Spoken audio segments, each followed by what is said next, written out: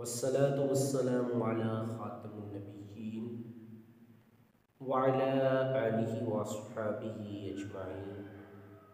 أما بعد فأعوذ بالله من الشيطان الرجيم. بسم الله الرحمن الرحیم. حضرت جناب ابو دردہ رضی اللہ تعالی عنہ روایت فرماتے ہیں کہ رسول اکرم نور مجسم شفیع معظم صلی اللہ علیہ وآلہ وسلم نے مجھ سے فرمایا کہ اے ابو دردہ، سبحان اللہ کہو، الحمدللہ کہو، لا الہ الا اللہ کہو، اللہ اکبر کہو، لا حول ولا قوت الا باللہ کہو۔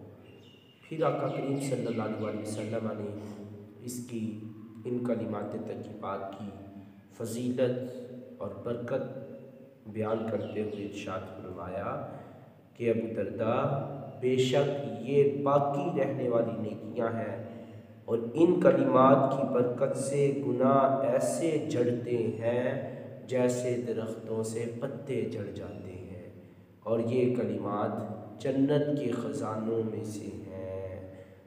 اللہ کی بارگاہ میں دعا ہے کہ رب ذوالجلال ہمیں یہ کلمات طیبات اور اپنا ذکر کثرت کے ساتھ کرنے کی توفیق عطا فرمائے۔ آمین بجاہ خاتم النبیین صلی اللہ تعالی علیہ وآلہ وسلم۔